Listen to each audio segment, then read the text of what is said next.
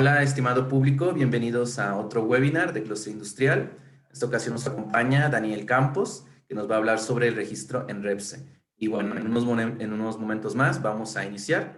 Nada más vamos a esperar unos cuantos minutos para que se conecten más personas a la sala.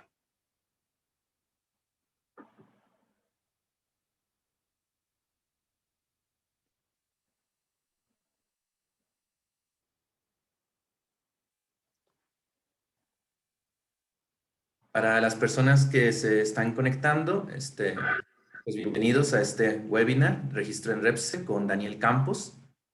Y en unos momentos más empezaremos. Estamos esperando a que terminen de conectar más personas para poder compartir esta información que va a ser muy importante para todo nuestro público. También les comento que en la parte de abajo de Zoom está la sección de preguntas y respuestas. Así que pueden ahí escribir sus preguntas y respuestas y al finalizar el webinar les daremos lectura para que Daniel pueda responder.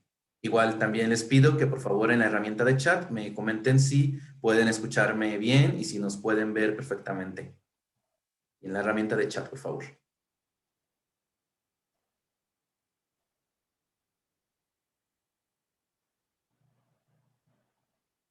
Ok, nos dicen que se escucha perfecto. Daniel, a ver, habla para saber que ellos también te escuchan. Hola, muy buenos días. ¿Me escuchas bien, Martín? Sí, yo te escucho perfecto, Daniel, perfecto. Bueno, entonces vamos a dar un minutito más para que lleguen más personas. Igual, vuelvo a comentar para los que están llegando y nos están escribiendo. En la parte de abajo de Zoom van a tener la sección de preguntas y respuestas para que puedan dejar sus preguntas. Y al finalizar la sesión, unos 10 minutos antes, Daniel nos hará el favor de poder responder sus dudas. Estamos prontos a empezar, solamente vamos a esperar un minuto más y empezamos.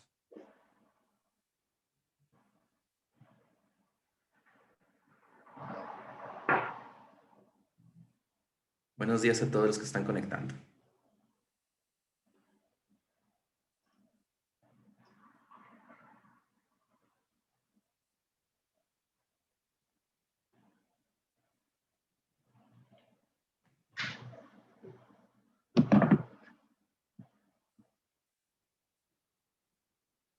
Para los que están conectando, ya estamos próximos a iniciar.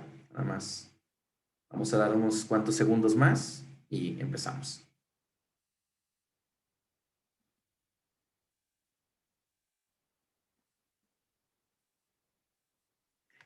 Buenos días, público espectador. Bienvenidos a otro webinar más de Clúster Industrial. En esta ocasión nos acompaña Daniel Campos, que es socio director de Alcon y que nos va a hablar sobre la importancia del registro en REPSE.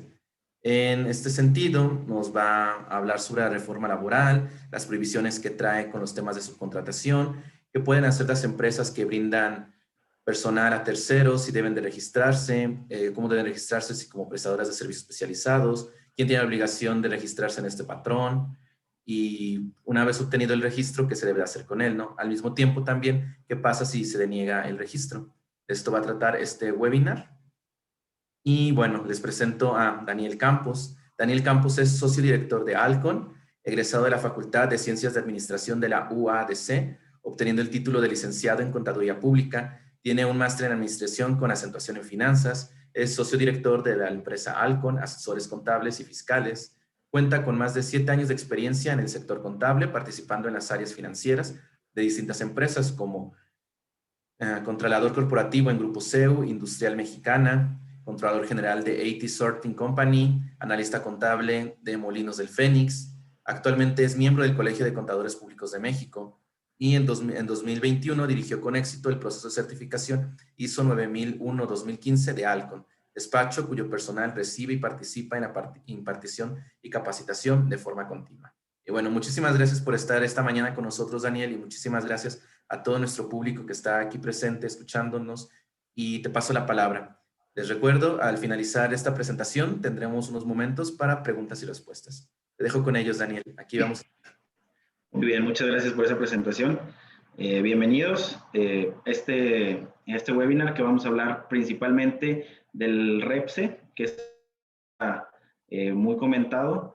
y pues de todo el trasfondo, ¿no? De dónde se origina la reforma laboral de 2021 o reforma de outsourcing, que también se le conoce, que es una serie de modificaciones a las legislaciones vigentes en México, que afecta pues principalmente este tema de la subcontratación y toca también con las empresas que brindan servicio a través de su personal, ¿no? Entonces, en el ramo automotriz y en muchos otros ramos también de la industria, es muy común este tipo de subcontrataciones, no solamente el outsourcing como tal, porque es la principal causa o todos al conocer la reforma como outsourcing, piensan que no nos afecta si no estamos manejando un esquema de outsourcing. Afecta obviamente al outsourcing, pero también afecta a todas las empresas, aquellas que dan o que reciben los servicios de otra empresa a través del personal de esta, ¿no? Que, por ejemplo, los servicios de limpieza, de vigilancia, de jardinería. En la industria automotriz es muy común el sorteo, el sorting. Todo este tipo de servicios son especializados y de cierta forma se pueden considerar una forma de outsourcing, aunque en esta reforma se les va a llamar de una forma diferente. Entonces, pues bienvenidos. Me gustaría que me platiquen un poquito qué tipo de empresas son. Yo entiendo que la mayor parte pues van a ser de la rama automotriz, sin embargo me gustaría que me platiquen ahí por el chat qué tipo de empresas son, si dan o reciben este tipo de servicios, si son proveedores o si reciben el servicio de parte de sus proveedores, servicios especializados. Si tienen también a lo mejor dudas, los pueden poner ahí en cuestión de si no están muy seguros si clasifica como un servicio especializado o no, pues lo pueden mencionar, ¿no? Oye, ¿sabes que yo me dedico a esto?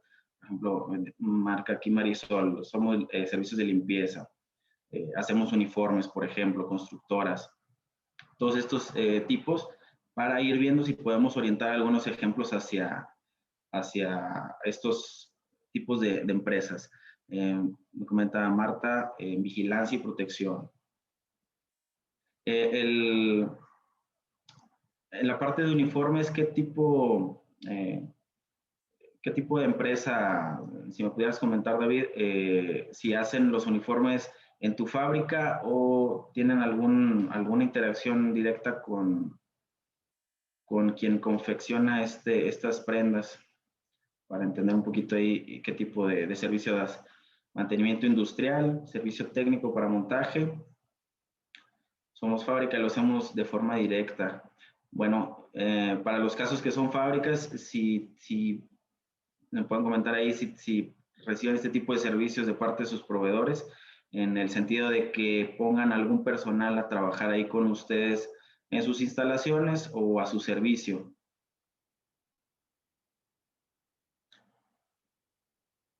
Ok, muy bien. ¿Alguien que ya haya obtenido el REPSE o que ya haya tratado de hacer el trámite? No sé si también tenemos por ahí proveedores que ya iniciado su trámite o que ya lo obtuvieron con éxito.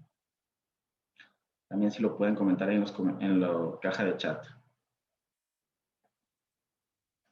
Asesores, instalación de maquinaria. Muy bien, ya empecé mi trámite.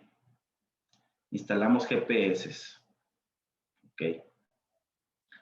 Ok. Muy bien. Bueno, pues les voy a empezar a comentar sobre el preámbulo, ¿no? de esta reforma.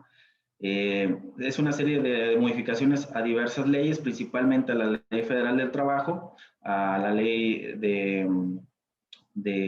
federal también para los trabajadores al servicio del Estado y que es como quien dice la ley federal, pero para la ley federal del trabajo, pero para el personal que está en gobierno. ¿Por qué lo menciono? Porque posiblemente algunos de ustedes pudieran tener algún contrato en el que le prestan servicios al gobierno federal. En este caso también esta parte les interesa. A quienes no, pues probablemente se pueden omitir esta parte. También se modifican las leyes del ICR, del IVA y el Código Fiscal de la Federación para homologar los criterios y evitar ahí en la legislación como estaba antes, se prestaba mucho a interpretación porque los conceptos eran diferentes en cada ley.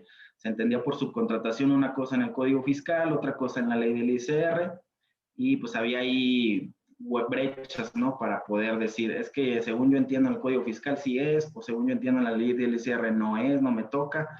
Entonces se homologan este tipo de criterios para que no haya confusiones.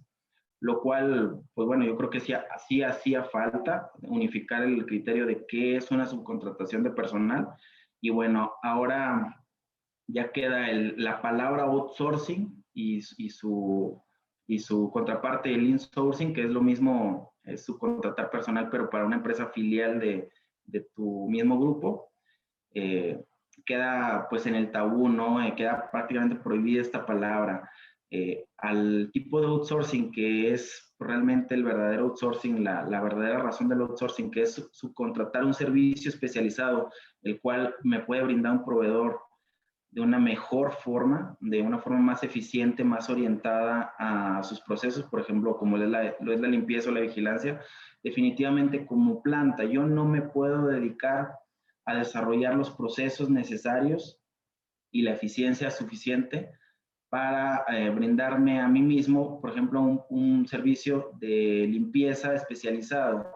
Es más fácil contratar un proveedor que se especializa y hace esto de una forma más barata y más eficiente que hacerlo yo mismo. Igual muchos otros procesos que son complicados de hacerlos por mí mismo en mi planta, es más fácil subcontratarlos. Y este es el verdadero motivo, esta es la verdadera intención del outsourcing original.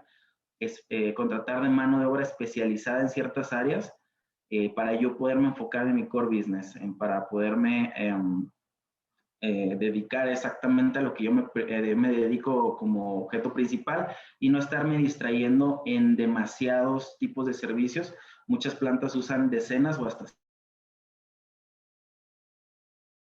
dicen a veces hasta cientos de proveedores diferentes especializados en cada área. Entonces, para una empresa tan grande es difícil tener personal suficientemente especializado para todas esas actividades. Ese es el verdadero motivo del outsourcing. Sin embargo, bueno,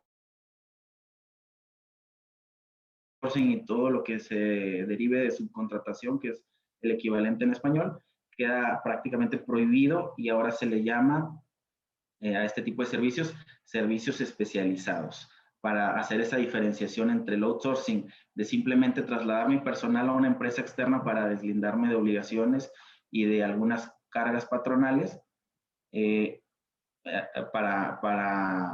por tema de costos únicamente, no por un tema de especialización.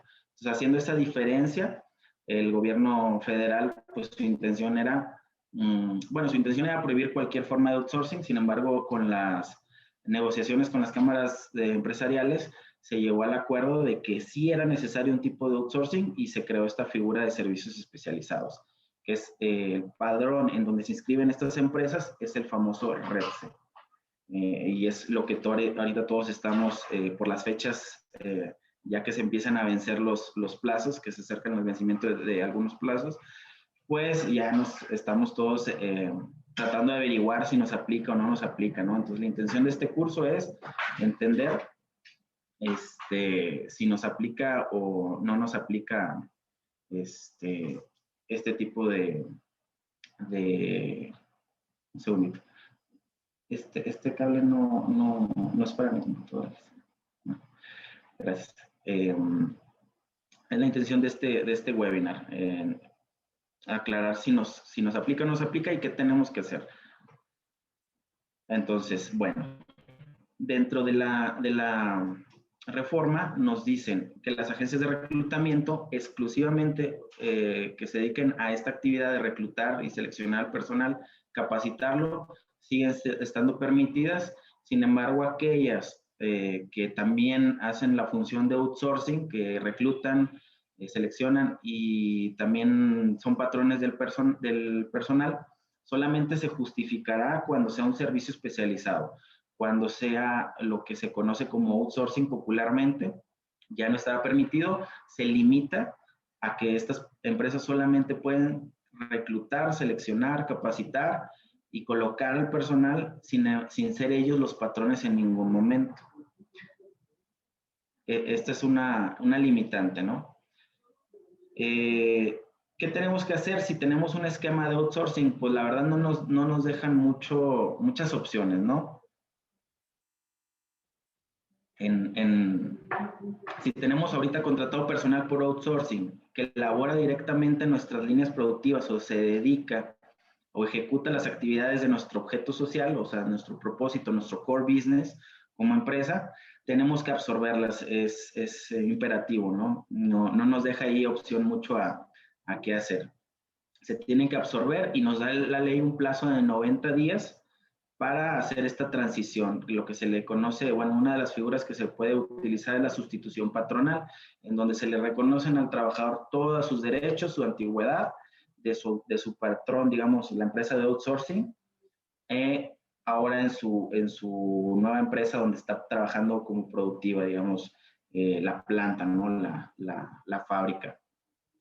La sustitución patronal por lo general debe de llevar una transmisión de bienes, porque esta figura está ideada para cuando trasladamos una plantilla y de hecho toda una línea de producción de una empresa a otra, por ejemplo, de mi mismo grupo, yo pudiera tener en mi fábrica A una línea de producción que por alguna razón empresarial necesito mover a mi razón social B, toda esa planta productiva junto con el personal. Entonces hago una sustitución, no despido al personal y lo liquido y lo vuelvo a recontratar, sino que hago la sustitución y eso hace que mis trabajadores sigan manteniendo todos sus derechos y tiene que haber una transmisión de bienes, ¿no? Que corresponde a este movimiento. La ley nos da un plazo de 90 días para poder hacer esta sustitución patronal sin tener que hacer necesariamente la transmisión de bienes, entendiendo que este tipo de movimientos van a ser entre empresas que no son filiales, la mayor parte, y también pudiera ser entre empresas de insourcing, también es usual, se empezó a utilizar hace unos años como estrategia empresarial, crear una empresa de insourcing dentro del mismo grupo de empresas productivas para poder bajar el pago de utilidades principalmente de la plantilla obrera, y se empezó a utilizar mucho como estrategia de insourcing el tener una empresa que administrara el personal, ¿no? Que fuera un outsourcing, pues para mí mismo, ¿no? Estas dos figuras, tanto el outsourcing externo como el insourcing, que es las empresas del mismo grupo, queda prohibido y por lo tanto se tiene que hacer la sustitución patronal hacia la empresa productiva. ¿Cuál es la empresa productiva? Pues la que fabrica o presta el servicio que es el objeto social, ¿no? Principal. Ejemplo, si yo ensamblo vehículos, pues mi razón principal es el ensamblaje o la fabricación de los vehículos o de las piezas que van a componer un vehículo. Entonces, por lo tanto, todos los trabajadores que operan directamente con esta actividad, los que ensamblan, los que están ahí en la línea y toda la supervisión y todo lo que implica directamente el armar un vehículo, es personal directo y tiene que estar directamente con mi empresa que está fabricando el vehículo. ¿Qué si puedo subcontratar? Pues, por ejemplo, a los almacenistas, a los montacarguistas, a los que hacen las inspecciones de calidad, a los que la vigilancia, obviamente, la administración, los directivos pueden estar subcontratados. El personal que brinda pues, vigilancia, seguridad de planta, todo este tipo de actividades de apoyo a la actividad principal pueden ser subcontratadas. Sin embargo, la personal se le denomina comúnmente obreros o personal directo, esos no pueden estar subcontratados, esos tienen que estar contratados, ni siquiera en un esquema de, mientras están a prueba, que es muy usual también, mientras están a prueba, están por outsourcing y ya que les damos la planta, entran a trabajar directamente en la razón social de la fábrica. Ya no es permitido, sí se permiten los contratos de prueba, como siempre, eso no cambió, sin embargo, ya no podemos utilizar una empresa de outsourcing que haga ese paso intermedio, ¿no? Esto nos va a traer varias consecuencias, obviamente, ¿no? Como una mayor tasa de rotación en el personal, porque pues antes esa tasa de rotación se la achacábamos a la outsourcing, pues ahora la vamos a absorber, ¿no? No es que la rotación aumente en sí, sino que ahora la tenemos que reconocer como una rotación propia de nosotros, ya no como una ajena de nuestro proveedor. se crea, como les comenté, la figura del servicio especializado y se crea, por lo tanto, también la ley, bueno, la ley como tal no dice que del REPSE, sino dice un padrón público que estará a disposición de todos y que de hecho si ustedes se meten a la página de REPSE, pues ahí está publicado todos los empresas que ya, y personas también, que ya obtuvieron su registro, ahí está publicado sus datos genéricos o lo que es su nombre y la actividad a la que están autorizados o actividades, porque se permiten varias actividades a las que están autorizados a realizar. Si yo obtengo mi registro REPSE, no significa que puedo brindar cualquier obra especializada o cualquier tipo de subcontratación. Lo que me permite es hacer ese tipo de subcontratación específica que a mí me autorizaron. Si quiero dar otro tipo, necesito modificar mi registro, la modificación y que me agreguen las actividades que yo necesito. Para esto tienen que estar, justificarse la especialización de este servicio y por otro lado, pues también ser parte de mi objeto social. ¿Sí? ¿En qué caso sí se va a permitir el insourcing?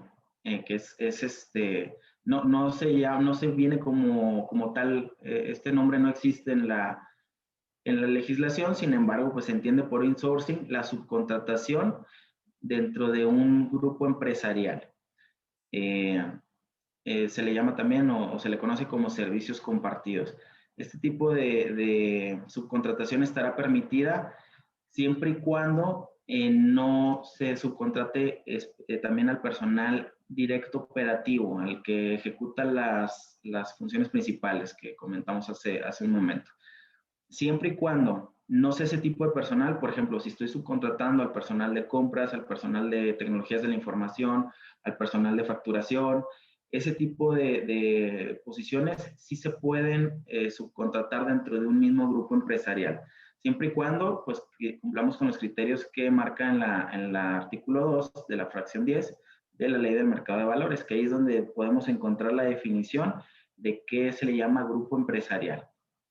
Así a grandes rasgos les comento, un grupo empresarial es un grupo de empresas que están controlados por alguna otra empresa o por alguna otra persona física. Bueno, en la ley del mercado de valores sí marca una persona moral, ¿no? Que están controladas por una sola persona moral por ser participación accionaria o por tener el control del consejo consejo de administración. Si tenemos este supuesto, que pues, es lo que se entiende por grupo empresarial, o sea, un grupo de empresas controladas por otra empresa que es la holding o la administradora, en cualquiera de estos dos supuestos, pues esto nos permitiría que una de esas empresas se dedique a dar el servicio especializado del personal, por ejemplo, de apoyo.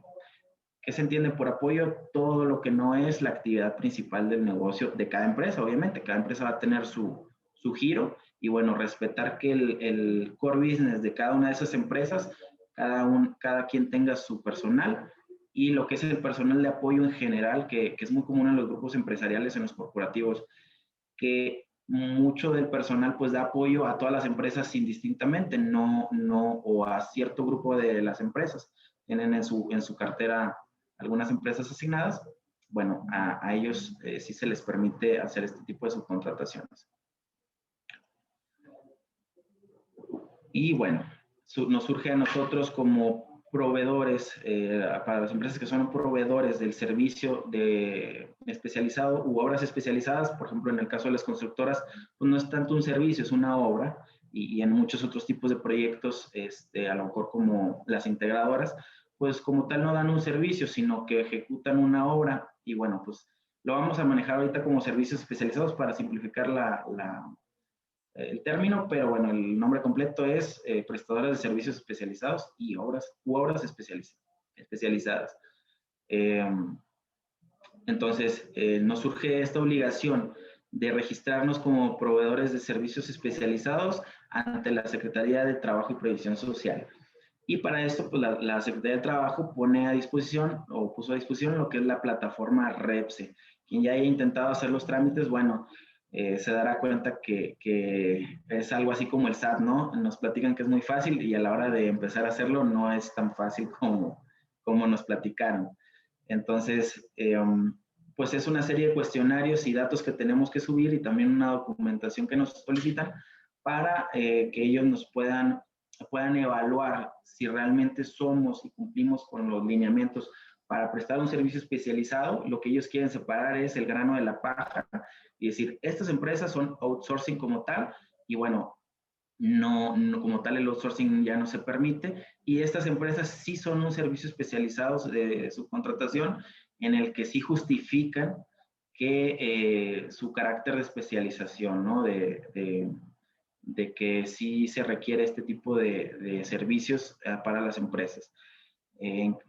¿Cómo lo revisan? Pues principalmente nos van a revisar el objeto social, que esté bien redactado. Esto es algo que hasta ahora no había tenido mucha relevancia, porque pues solamente se mencionaba en el Código Fiscal y en la ley del ISR, que bueno, pues las actividades que se deben de deducir deben de estar, perdón, los conceptos que se puedan deducir deben de estar en el objeto social, deben de estar relacionados con conseguir el objeto social de la empresa. Y bueno, pues mientras estuviera mencionado no importaba mucho la redacción. En estos meses empieza a tomar mucha importancia cómo está redactado el acta constitutiva en la cuestión del objeto social o si se usa alguna modificación subsecuente, cómo se hizo esa modificación, porque el objeto social pues pasa a ser nuestra carta de presentación, ¿no?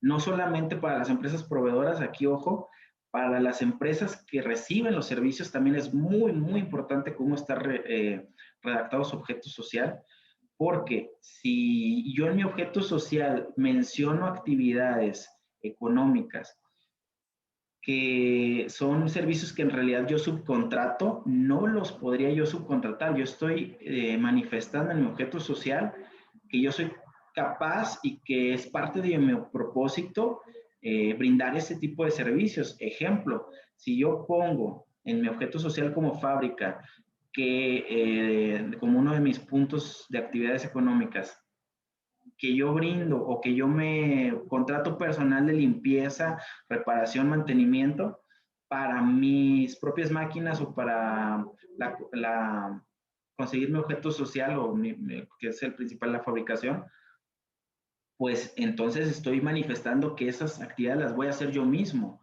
No las podría subcontratar. ¿Cómo debería estar redactado mi objeto social para yo poder subcontratar?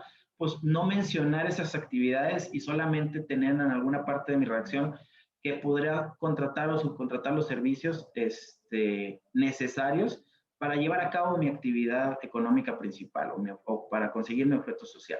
Así, en términos muy generales, sin caer en especificar todos y cada uno de las actividades que voy a hacer. ¿Por qué? Porque al manifestarlas yo en mi objeto social, estoy diciendo que las voy a hacer por mí mismo. En términos prácticos, eso es lo que estoy, a lo que me estoy acotando. Entonces, sí hay que revisar muy bien cómo viene mi objeto social como empresa que recibe los servicios porque también hay multas para quienes reciben los servicios en caso de incumplimiento, no solamente para los proveedores. Entonces sí hay que tener ojo, mucho ojo en cómo está mi objeto social. Y entonces lo tengo que contrastar con el de mi proveedor.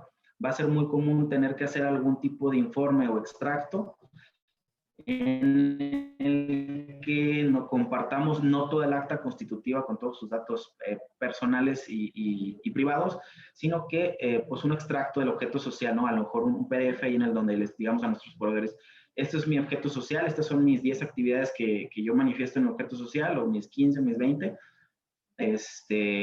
para que ellos tengan cuidado, y igual los proveedores también van a tener que, dentro de sus presentaciones de servicio, muy probablemente van a tener que proporcionar su objeto social, o manifestar no solamente su REPSE, sino también cuáles actividades tienen ellos autorizadas a realizar, sino también su objeto social, para poder hacer una revisión rápida y ver que no se empalman, ¿no? Que no repiten. Por ejemplo, que yo no contrato una empresa de limpieza y el objeto social de quien recibe también menciona las actividades de limpieza y de oficinas, por ejemplo, hablando de algún ejemplo. Sí, hay que tener mucho cuidado en esta parte, ¿no? Hay que tener mucho cuidado en esta parte para no caer en incumplimientos. Y bueno, este registro del padrón de REPSE, que ahora ya tiene nombre, en la ley solamente se maneja como un padrón de la STPS.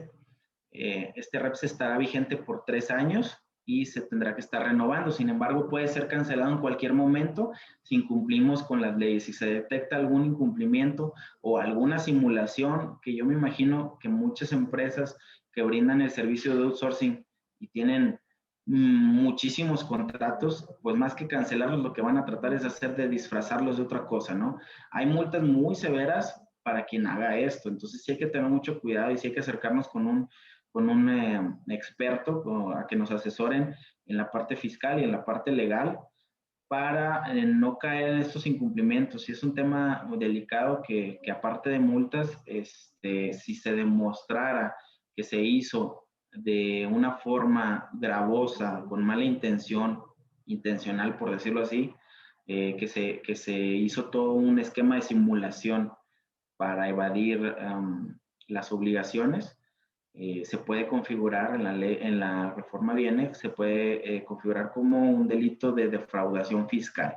Y como saben, hace un par de años se clasificó la defraudación fiscal como un delito de carácter federal de primer nivel. ¿Qué quiere decir esto? Pues prácticamente estamos hablando del mismo nivel de la delincuencia organizada. O sea, prácticamente nos estamos poniendo como si fuéramos delincuentes, ¿no? O sea, sí es un tema delicado y que sí hay que tratar con pincitas para no tomarlo y creernos, pues ahora sí que todo lo que nos digan, ¿no? Sí hay que estar bien informados y bueno, no tenerle miedo, ¿eh? Sí hay un mecanismo para hacerlo correctamente, solamente pues hay que respetarlo, ¿no?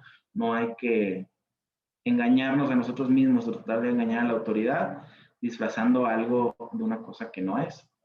Eso solamente en lo que, digo, no trato de asustarlos, solamente lo que quiero es que tengan cuidado y no se dejen, pues, endulzar el oído, ¿no? Por lo que me dice el proveedor, no, mira, va a estar tranquilo, ya tengo mi reps, te voy a facturar de esta manera. Se van a hacer inspecciones. La Secretaría del Trabajo, así como hace inspecciones de las comisiones de seguridad e higiene y todo lo relacionado a las comisiones de capacitación y todo esto, también va a hacer inspecciones.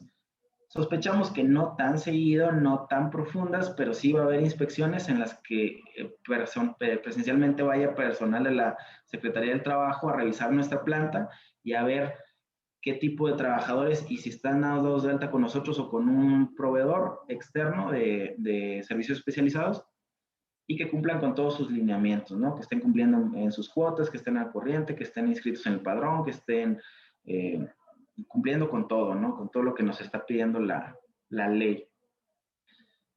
¿Cómo van a saber ellos si es un personal o de otro? Bueno, como observación es necesario que el personal de servicios especializados se identifique con un gafet en donde se diga a qué empresa pertenecen y cuál es su puesto y la actividad que desempeñan. Esta es la forma correcta, ¿no? Que el personal tenga su identificación pues a la vista. Esta es la forma. Otra obligación que nueva, aparte de las que ya teníamos, que ya son muchas, esto es solamente para las empresas proveedoras del servicio. Sin embargo, a quienes nos ponen como vigilantes o como auditores de esta actividad es a quienes reciben el servicio. Entonces nos afecta en ambas partes, ¿no? Las empresas que brindan servicios especializados tienen que brindar al IMSS y al Infonavit un reporte cada 4 meses. De enero a abril es el primer periodo y se presenta en mayo, el 17 de mayo. O sea, nos dan 17 días después de terminar el cuatrimestre para presentar esta información. ¿Qué nos piden? ¿Qué nos van a pedir? Bueno, son tres cosas, o más bien tres aspectos. Del contrato nos van a pedir el nombre, razón social, RFC, domicilio fiscal o domicilio social o real, según sea el caso, de ambas partes, el correo electrónico de contacto y un teléfono. De ambas partes, de quien contrata el servicio, sea persona física o moral, y de quien brinda el servicio, sea persona física o moral.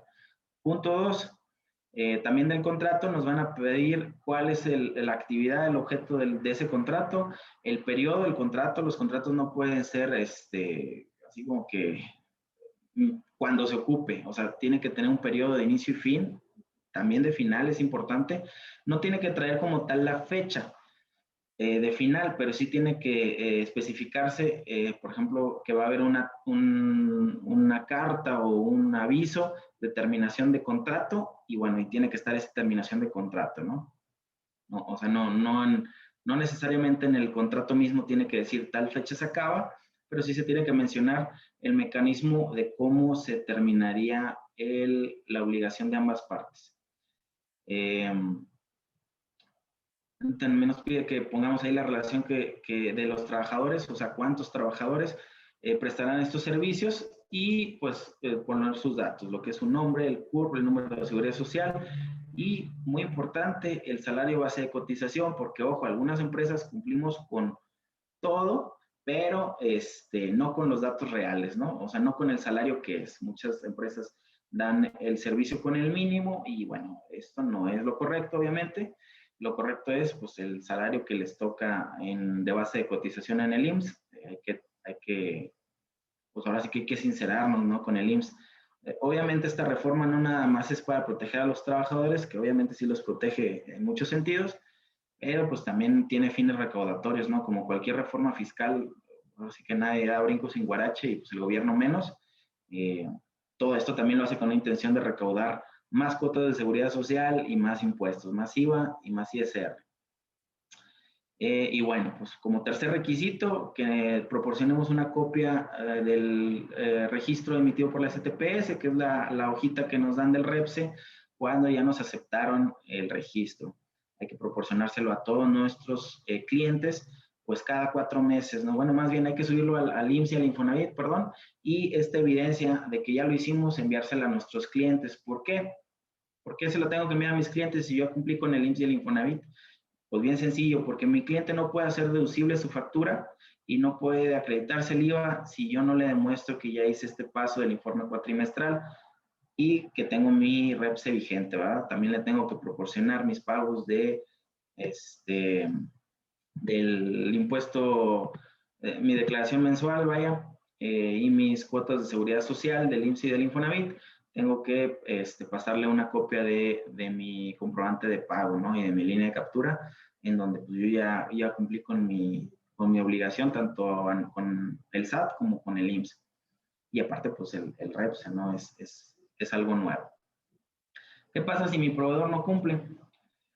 Pues bien simple, yo me convierto en el responsable. Como empresa que recibo el servicio como beneficiaria de esos trabajadores, más bien como quien se beneficia del trabajo que hacen esos trabajadores, pues bueno, yo me convierto en el responsable de las obligaciones obrero-patronales y contractuales. En dado caso, por ejemplo, de un despido injustificado, etc., también yo me convertiría en solidario responsable si mi proveedor obviamente no responde, ¿no? O sea, no asume estas responsabilidades. ¿Qué quiere decir? Pues que no está, que no está en el REPSE, que no hace sus pagos de seguridad social, que no paga sus impuestos.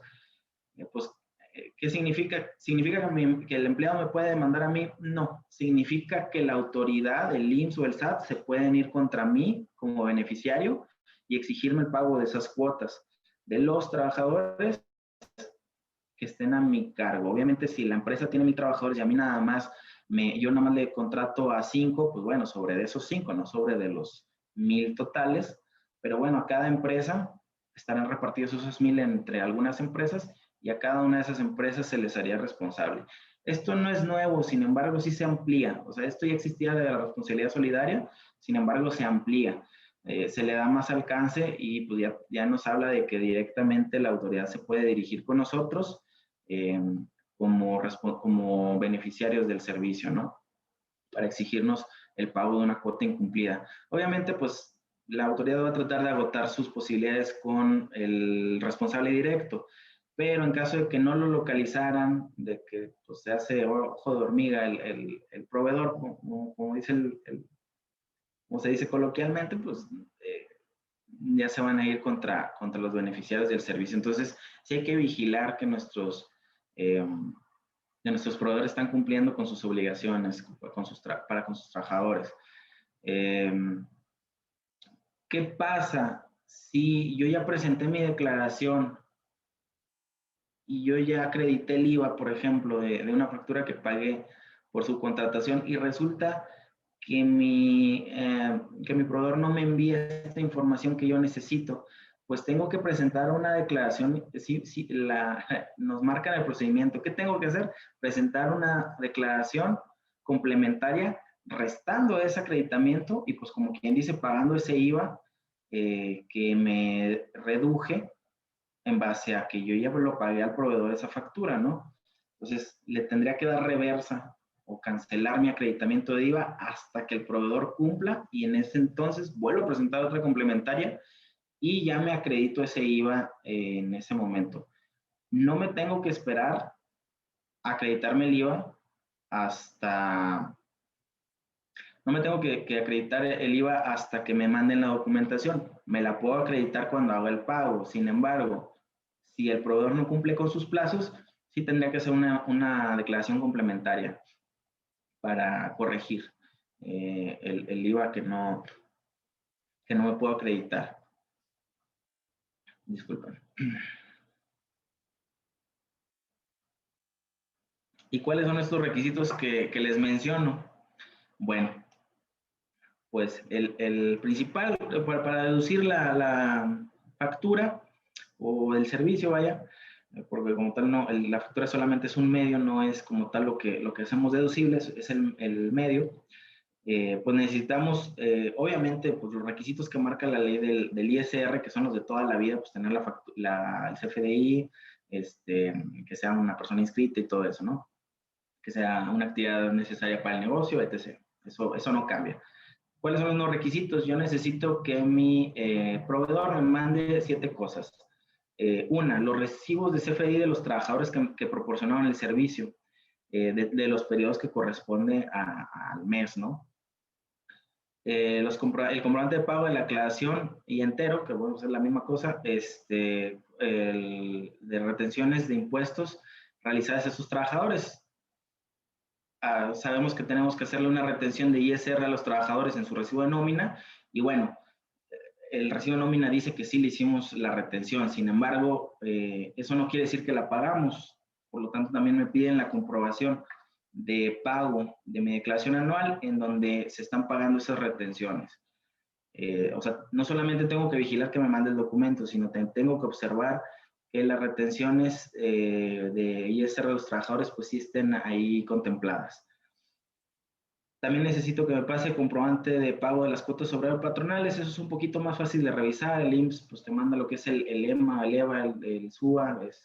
Bueno, no te lo manda, tú lo puedes calcular. Te hace la emisión y bueno, también puede ser con el documento que te sale del SUA. Se puede comprobar y ya nada más le agregas lo que es el comprobante de pago para entender que ya cumplimos con nuestras obligaciones de IMSS. Aquí podemos hacer no lo marca, pero pues yo les recomendaría que hicieran una revisión rápida de su fiscalista o su contador, o el despacho que tengan contratado, pues haga una revisión rápida de lo que es los salarios base de cotización que correspondan con los que están en la emisión del IMSS, o sea, que no estemos pagando cuotas por debajo de lo que marca el recibo de nómina. A veces puede que el recibo de nómina esté correcto, pero las cuotas del IMSS no están con el salario real, están con un salario más bajo. Entonces, esto también es incumplimiento. Comprobante de pago de las aportaciones del Infonavit, ya sea que se hagan junto con las del IMSS o por separado, pues también hay que proporcionarlas. Y bueno, el punto muy importante es que las actividades que nos están prestando no forman parte de nuestro objeto social o de la actividad económica preponderante mía como quien recibe el servicio, que no sea la actividad que me están prestando, ¿no? Quiere decir que no me proporcionen personal directo para la línea de producción. Eso no está permitido bajo ningún concepto y bajo ninguna figura. Aquel supuesto asesor que les diga la forma de hacer esto, al menos dentro de México, no se puede. Ya podríamos ver otro tipo de cuestiones, si de un extranjero se puede, pero al menos entre dos partes constituidas en México no se puede. Y bueno, pues cumplir con los requisitos de toda la vida de la ley del IVA y del ISR, que sea una actividad necesaria para el negocio, un gasto necesario, que cumpla con su CFDI, que esté emitido conforme a las reglas y pues todo lo de toda la vida, ¿no? Esto no cambia, esto no es nuevo. Les comentaba hace un momento, este es el mecanismo que se tiene que seguir en caso de que mi proveedor de servicios no esté. Es muy común que los proveedores patito, o más bien por quienes se origina este tipo de reforma, como comentaban por ahí en alguna mañanera, yo no soy seguidor de la mañanera, pero pues sí lo vi en las noticias, comentaron que muchas empresas de outsourcing evaden impuestos o lavan dinero, etc. Pues desgraciadamente sí es verdad, algunas, no son la mayoría, no es algo generalizado, son muy pocas, pero sí existe. Y pues desgraciadamente por justos pagan por pecadores pagan los justos, ¿no? Entonces, lo que trata de evitar la autoridad es que yo te cobre el IVA como proveedor y yo no se lo pague a Hacienda. Por eso me obligan a demostrarte a ti como cliente que yo ya hice mi pago de impuestos federales, que cumplí con esa parte del pago, porque sí pasaba que en algunos casos que esos proveedores se quedaban con ese IVA, por eso daban precios muy bajos.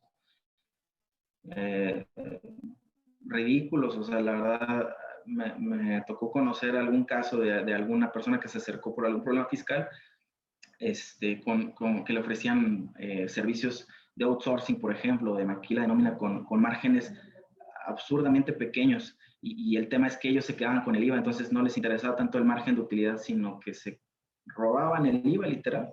Esa era su ganancia, ese era su negocio. Entonces, desgraciadamente esto sí existe, sí existió, y la verdad, yo espero que esta práctica se erradique, porque pues sí es competencia desleal, ¿no? Todas las empresas que sí nos preocupamos en cumplir con toda la legislación, que hacemos nuestros pagos, es injusto que otra empresa que se está robando los impuestos dé más barato que uno, y pues literal, es competencia desleal, ¿no? Yo creo que para el desarrollo económico de México es muy importante la competencia leal y un terreno de juego parejo, ¿no? Que no haya este tipo de corrupción empresarial, que también existe, ¿no? No nada más la del gobierno. Es algo triste, ¿no? Como comentario.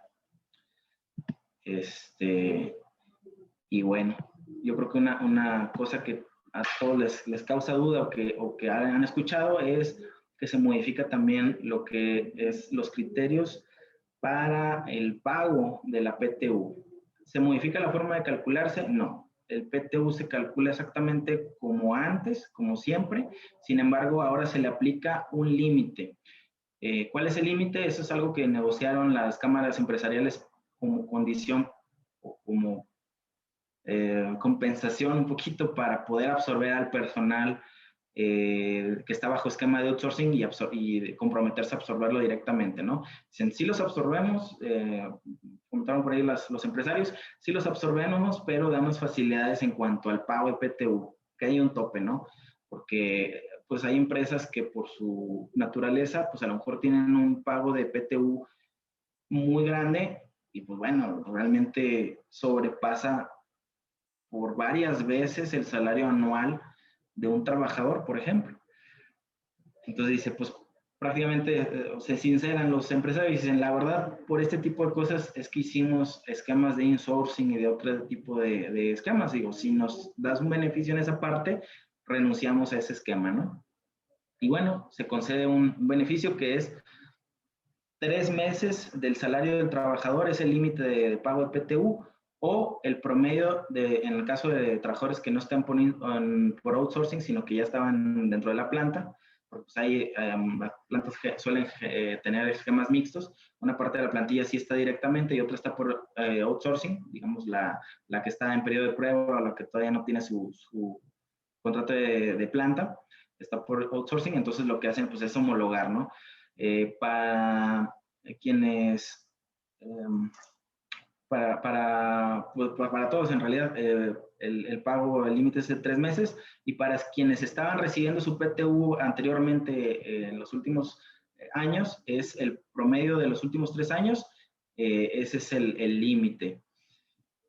¿Cuál de los dos límites tengo que aplicar? El más alto. Si mi límite de 3 meses es el más alto, ese es mi tope para mis siguientes pagos de PTU.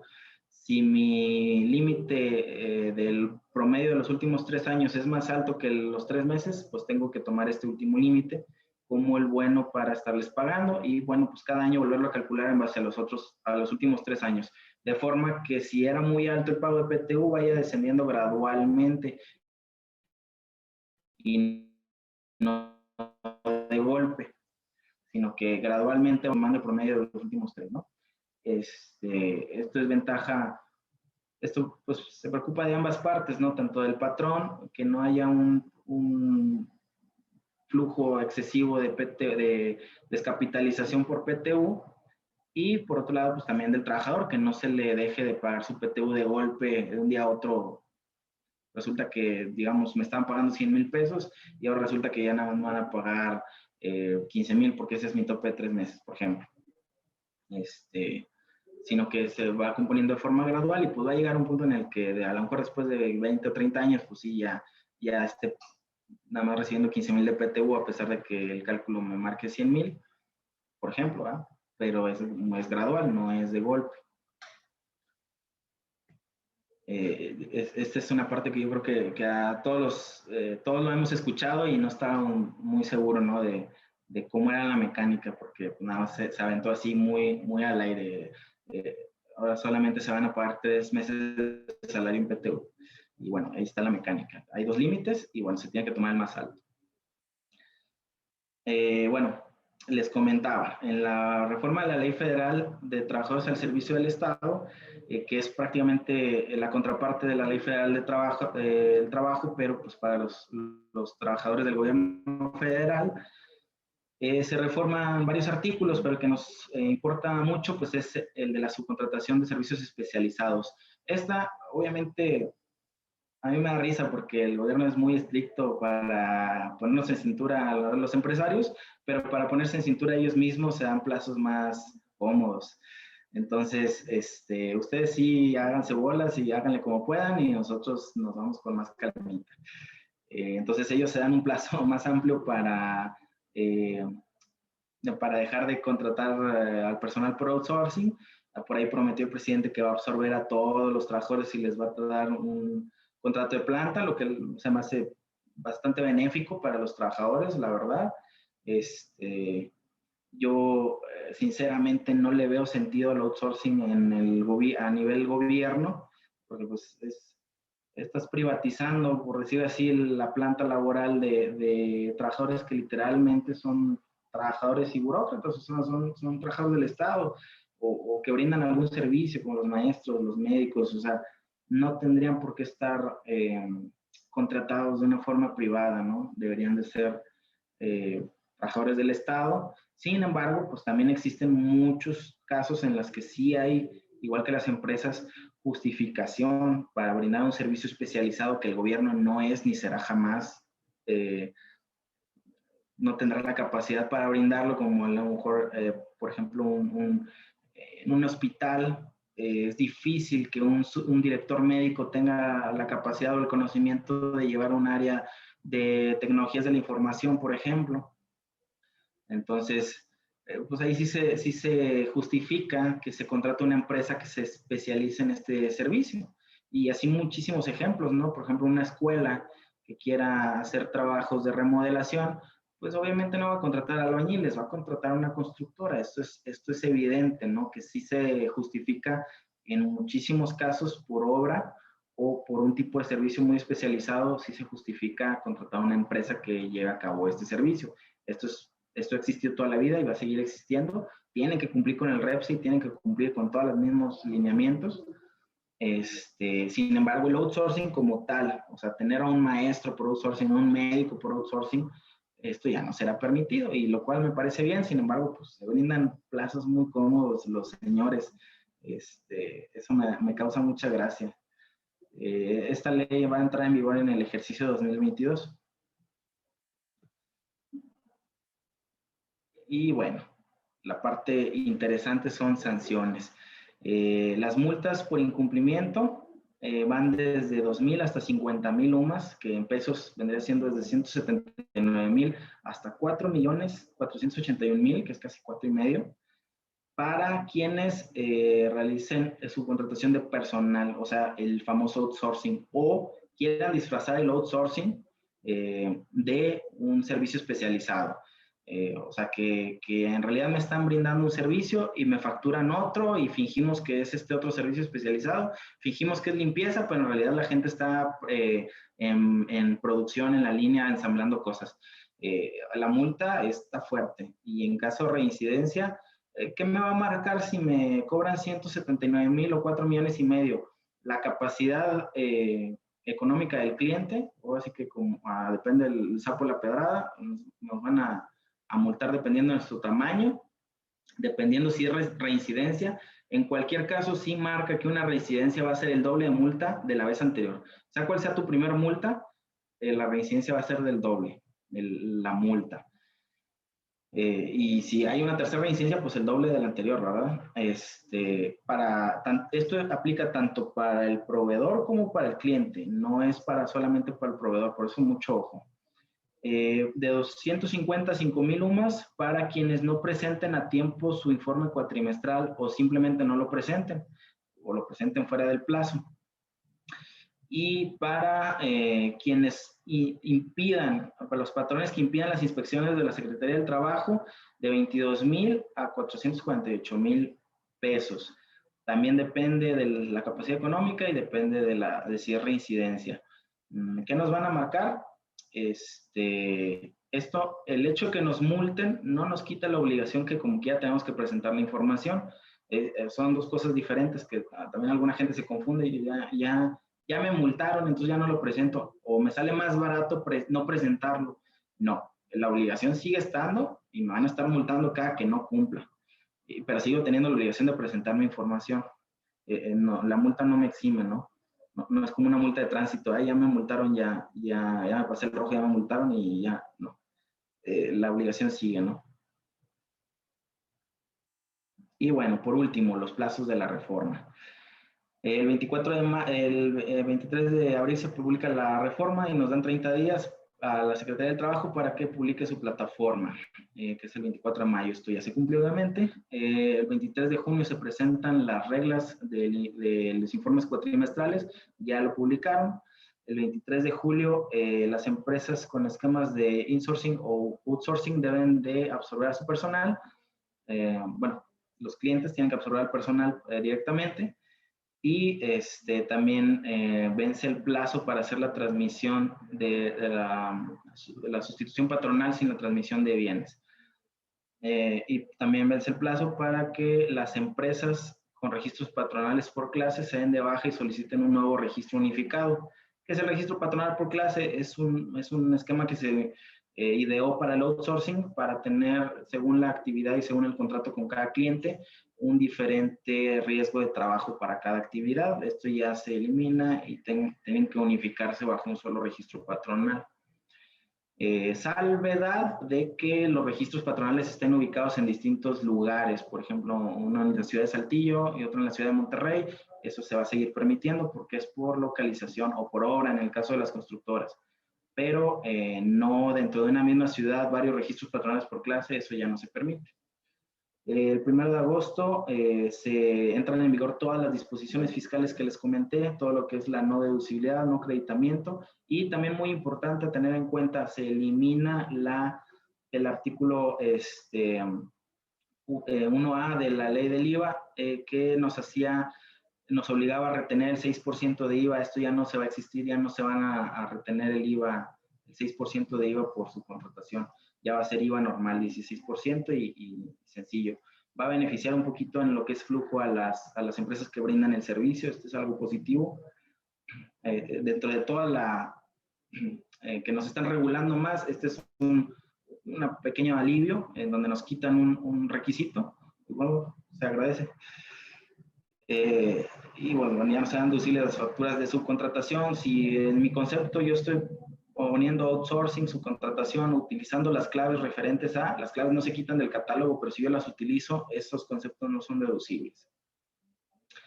Y el 22 de agosto vence el plazo, ojo, para que las personas físicas o morales que actualmente están dando servicios especializados se registren y obtengan su registro positivo, su aceptación al registro, perdón, en el REPSE. Este día vence el plazo. Obviamente, pues los proveedores, los clientes se van a proteger y van a pedir que antes de esta fecha, cada quien va a poner sus fechas, antes de esta fecha ya estemos cumpliendo con el REPSE, porque pues si no tienen que buscar a un sustituto, no a otra empresa que dé el servicio. Entonces, no se pueden ir los clientes hasta el mero día límite, pues por cuestiones de operación, ¿no? Se quedarían sin proveedor de un día para otro, entonces tienen que saber antes si se va a poder cumplir o no, ¿no? Para ir buscando. El 17 de septiembre tiene que presentar el primer informe cuatrimestral y así cada 4 meses. Y el día 1 de enero del 2022 se supone que vence el plazo para que el gobierno federal termine sus contratos de outsourcing, que muy seguramente se van a auto-otorgar prórrogas. Estoy casi seguro, es mucho personal como para que lo absorban tan rápido. Y bueno, pues me gustaría dar un espacio para dudas, preguntas y respuestas, dudas. Hola Daniel, bueno, muchas gracias por tan importante plática que nos ayuda a todos a saber sobre nuestros tiempos y qué debemos de hacer, ¿no? Y qué también no debemos de hacer. Y bueno, nuevamente les comentaba, ¿no? En la parte de abajo tenemos la herramienta de preguntas y respuestas. Aquí ya tenemos algunas preguntas, pero igual para que Claro. ir escribiendo alguna otra que tengan. E igual les comento que mi compañero Adrián estuvo compartiendo el link de nuestro canal en YouTube y próximamente subiremos este webinar para que puedan revisitarlo y volver a ver la información si lo creen necesario. Y bueno, vamos a ver las preguntas. Esta es de Mauricio Ramírez. Pregunta, ¿qué pasa si tengo un proyecto grande? ¿Puedo subcontratar a su vez una empresa más pequeña para que me apoye a ejecutar el proyecto con mi cliente? Esta pregunta está muy buena. Los famosos joint venture o empresas en conjunto o contrato, por decir, a mi competencia, quien se dedica a lo mismo que yo para que me ayude por temas de capacidad o de ubicación o de a lo mejor de equipamiento, de cualquier cosa. No, desgraciadamente, pues caemos en el supuesto de que pues, las dos empresas se dedican a lo mismo, entonces no podría yo subcontratar a una empresa que se dedica a lo mismo que yo. Sin embargo, pues sí estamos trabajando en el despacho para manejar algún esquema en el que se reestructure el objeto social de una forma que sí me permita realizar. Sin embargo, así a secas, no. Sí se requiere hacer una reestructura y se pueden acercar con nosotros si requieren asesoría en esta parte. Sí existe una forma, sí se puede configurar este tipo de esquemas y es perfectamente legal. Sin embargo, sí tendríamos que hacer cambios al acta constitutiva para hacerlas compatibles. Espero eso responda a tu pregunta. Gracias, Daniel. Y bueno, Agustín Gallardo pregunta, ya empecé el trámite y me rechazó por el concepto de opinión de IMSS y opinión del SAT. Dice que me faltó la opinión de obligaciones, ya la tengo, pero no me deja actualizar el registro. Bueno, sí, es un tema que hemos visto, que se tarda unos cuantos días, aproximadamente unos 2, 3 días, en actualizarse. Ya me sale la opinión positiva, tanto sea en el IMSS o en el SAT o incluso en el Infonavit, y todavía me sigue apareciendo ahí la tachita en el REPSE.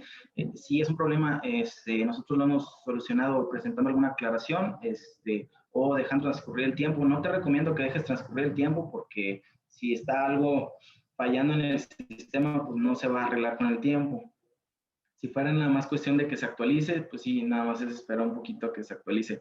Sin embargo, te puedes comunicar tanto al REPSE o con la IMSAT, Infonavit, que es la dependencia que esté generando el fallo de opinión negativa. Sí hay que estar al corriente, no hay opción. O sea, sí tenemos que estar al corriente con todas nuestras obligaciones, y lo cual es un poquito e injusto porque a veces no son, a veces son multas o cosas que no aplican. Entonces, hasta que nos contesten la aclaración es cuando nos va a salir positiva y es cuando podemos proceder. Si es un poquito injusto, se podrían amparar, pero pues es un proceso un poquito complicado, la verdad.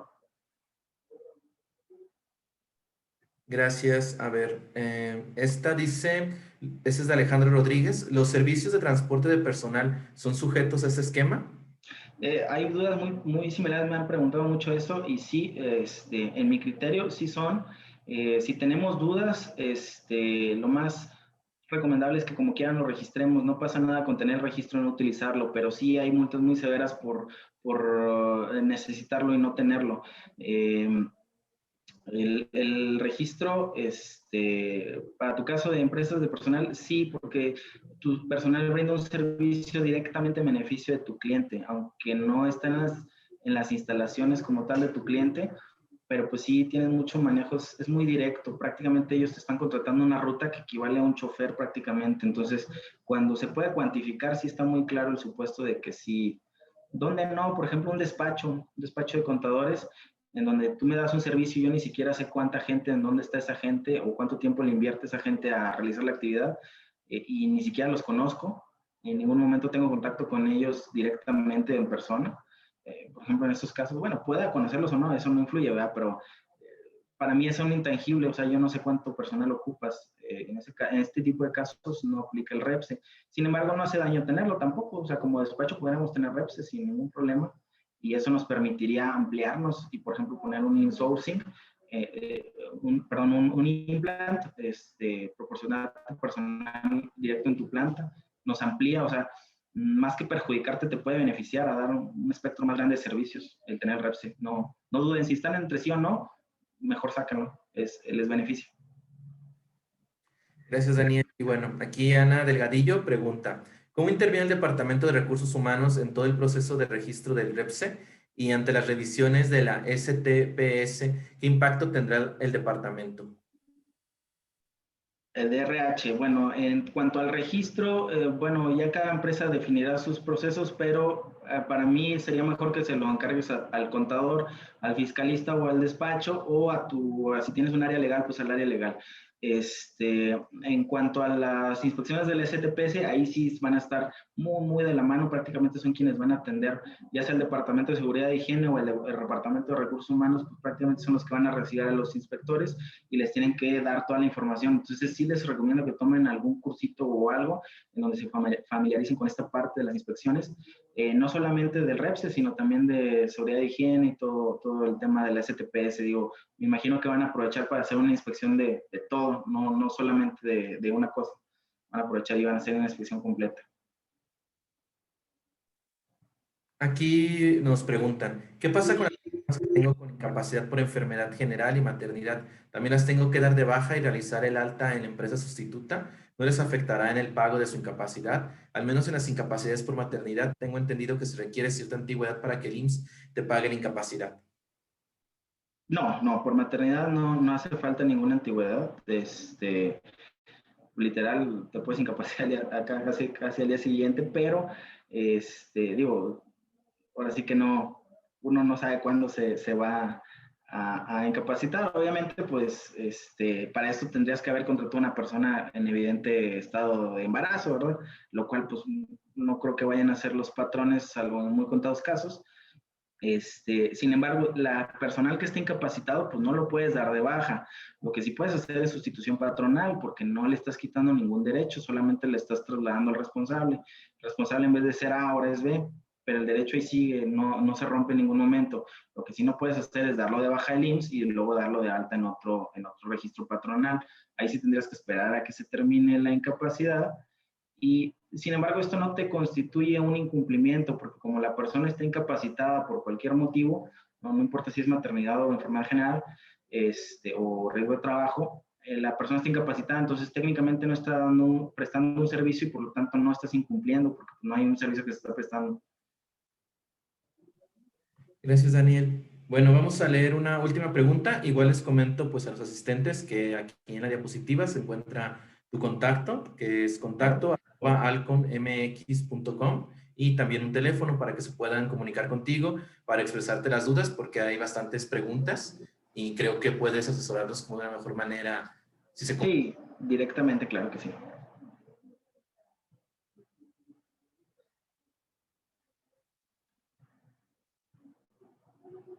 registrarla. ¿Y qué pasa con los contratos entre empresas de Estados Unidos o extranjeras con una mexicana? Bueno, para prestar el servicio, técnicamente deberías de estar registrado en el REPSE. Si yo le presto a empresa, que es muy común en la industria automotriz, si le presto servicio a una empresa que está ubicada en el extranjero, yo como quiera tengo que cumplir con todos mis lineamientos en suelo mexicano. Sin embargo, si yo contrato un servicio en el extranjero, pues bueno, ahí no les aplica, o sea, no es extraterritorial, no podría aplicarse ninguna de estas legislaciones. Sin embargo, si yo soy el que presta el servicio y lo estoy prestando en México, me aplica todo de la misma manera, simplemente que, bueno, no podían multar a mi cliente, solamente a mí. En caso de un incumplimiento, obviamente. Pero espero eso responda a su pregunta. Y bueno, pues le estamos a sus órdenes para cualquier asesoría o si quieren que hagamos el registro del REPS, estamos brindando ese servicio de darle toda la asesoría, el acompañamiento y nosotros hacer el registro y el seguimiento hasta que salga aprobado su registro. Entonces, si quieren tener todo el soporte legal y contable, fiscal y todo lo que nosotros diseñamos un paquete de servicios en el que revisamos todos los puntos importantes, no solamente requisitos para entrar al REPSE, sino todo lo subsecuente, lo que es los contratos con los clientes, lo que es todos los requisitos para que también después no nos cancelen el registro, no solamente para obtenerlo, y para evitar algún problema en alguna inspección, también estamos brindando este servicio. Entonces, estamos ahora sí que a sus órdenes, tanto para la asesoría como para la prestación del servicio como tal. Ya muchos clientes se han acercado con nosotros y pues, les hemos podido resolver positivamente. Bueno, Daniel, muchísimas gracias por tu tiempo, por la información. Muchísimas gracias a Alcon. Igual, ¿no? Nuevamente les recuerdo, este webinar va a estar en nuestro canal de YouTube para que puedan visitarlos si lo consideran necesario. E igual, también aquí se encuentra el contacto de Daniel, contacto@alcommx.com, para que puedan escribirle para ponerse en contacto con él, para resolver más dudas o tener asesorías como el Claro que acompañamiento. sí. Muchas gracias Muchísimas por la gracias. invitación y fue un gusto estar con ustedes y pues compartirles un poquito del contexto de esta reforma. Muchísimas gracias, Daniel. Muchísimas gracias a todos nuestros participantes. Que tengan una bonita mañana. Hasta luego. Igualmente, bonita mañana a todos.